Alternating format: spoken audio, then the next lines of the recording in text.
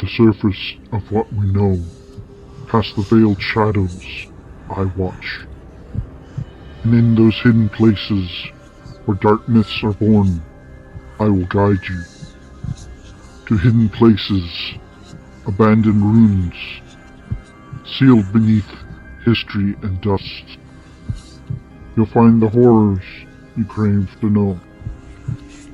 And once you see those secrets, you'll never be the same.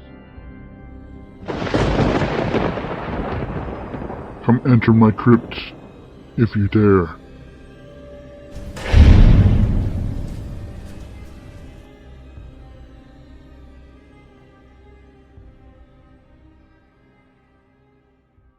Hi, I'm Alex. 3 years ago, I had a life which some would consider to be boring and mundane. I worked in traffic control in Toronto as a CCTV analyst. Basically, I fixed problems with surveillance systems. I enjoyed my time there. I'd worked there for 15 years. I had a girlfriend, Sarah, who I'd been with for 12 years. We had separate lives, but we enjoyed them together. It worked for us. I had a routine: up at 6 a.m., breakfast, shower, get ready for work, ride the subway in, my favorite coffee shop, and walk the rest of the way to work. Subway home, work out, eat supper, rinse, repeat. Thursdays was grocery day. Friday night, meet with friends and my girlfriend for drinks. Saturday, Sunday, we'd spend time together, do whatever we wanted. But all this changed on January 3rd, 2023. That morning, I got to work and my boss had a flagged bit of footage for me to review. A snowplow drove a single road for 3 hours straight, but the physical logs showed it only drove it for 7 minutes. I set to work and watched the footage completely. At first I thought it was a simple looping error, but as I watched it, there were subtle differences between each repeated loop. It was like it actually did drive the same road for 3 hours straight, and the driver logged only 7 minutes. Very odd. At this point, it's just after lunch. I got my boss to review and observe it, and she was as confused as I was. Either this driver did this on purpose for 3 hours, or we have some sort of weird anomaly in the system. By that time, it was almost the end of the day, and she was on her way out, so I told her I would get the cam footage from the contractor and see if they match. So I called Kevin, the manager of regional snow removal. He was an anxious sort of person, so immediately he thought something had gone wrong. I assured him that it wasn't something on his end, that it was an error in footage on ours. I asked him to send me over the footage, cam footage from the plow for the next morning. Then I left work, took the tram to Sarah's place. She was making spaghetti that night, my favorite meal. She didn't cook a lot, but that's one of my favorites. It was Thursday night, so instead of groceries as usual, it was spaghetti night, so hey, spaghetti. It was a break from my routine, but I was happy to see Sarah and have a good meal with her. She inquired about my day, and I told her about the weirdness of the video log. It intrigued her, but she still had the opinion that my job was boring.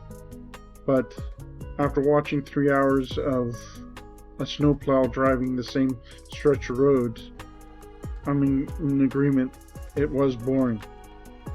She plated us supper, and we ate in the living room. We discussed the weirdness of the footage. Even she agreed it was weird. We had too much wine, watched a movie. She passed out on the couch. We went to bed early that night. The next morning, I left her place early so I could change and get to work. Because it was not my routine, I felt like I was missing something all day. I got to work and the footage was in my inbox. It corroborated the physical log. The plow driver had only driven that stretch of road for 7 minutes and went on. Couldn't figure out what had gone wrong with the footage. The day was busy, so I had a multitude of tasks that had to be done before I could talk to my boss about the outcome of what had happened with the footage. She said where the physical log and the cam footage matched, just to put it to bed and log it as a video error. Still don't know what it was that caused that weird loop. I finished out my day, took the tram home because it would get me home faster. I was meeting with Sarah at my apartment to go out that night. But when I got to the door of my apartment, there was a yellow post-it note on it saying, "Call me, Sarah." I was about to give her a call when a police officer walked up to me. He was acting distracted for a second, asked me if I'd seen something that I didn't. Then he asked me if my name was Alex, and I said yes. He said he'd been asked to do a wellness check on me and asked if I was okay. I said, yeah, what's going on? He said, call your girlfriend, she's worried about you. I told him I would, thanked him, and he said goodbye and left. I grabbed the post-it note and went into my apartment. First thing that I smelt when I got in the door was rotted food. Went and checked the garbage can and it was full of mold. It smelled pretty bad. Before I did anything else though, I wanted to give Sarah a call. She was immediately upset and worried. She said I'd been ghosting her for 2 weeks. That she even called work and they said that I'd been there and that they would get me to call her, but I never did. I was completely confused by this. I didn't know what was going on, and I said, but I talked to you yesterday. She came back at me and said, that was 2 weeks ago. What's going on? And I didn't really have an answer for her, because to me, it'd only been a day. I said I didn't remember the last 2 weeks. The last thing I remembered was getting up in the morning and leaving your place and heading to work this morning. She was confused by that. She said that I should get checked out because that's not normal to lose time like that. I made plans with her for the next day and hung up with her. And then I started checking around my apartment, opened up the fridge to get something for supper, and that too was all full of mold and outdated. So I had to clean up everything. I get back from that and my boss calls me asking me to come in early on Monday. So I said yes and ordered food, cleaned out everything, went to bed early because at that point I didn't really want to go out. I was self-conscious about losing that amount of time. So it made for a fitful night for me. By 6 o'clock the next morning, I woke up to my phone ringing off the hook. Grabbed it, and it was my boss.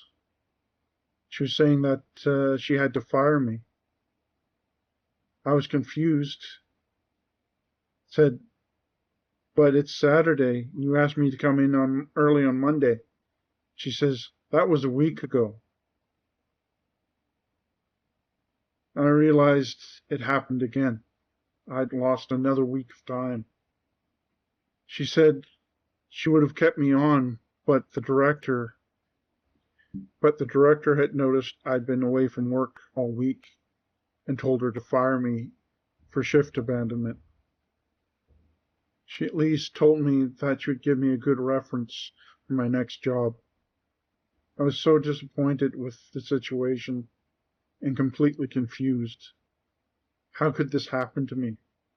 An hour later, I get a call from Sarah, completely furious with me, saying that I did it again. I didn't have an answer for her, at least not a good one. We argued, and she broke up with me. At that point, I didn't know what was going on, and I actually thought I was losing my mind. Literally. I set up an appointment for the doctor and went the next week. They did every test under the sun, and none of it came back with any answers. It was all completely normal. They set me up with a psychiatrist to check if I had some sort of mental break. They found that I was of sound mind and that there was really no excuse for lost time.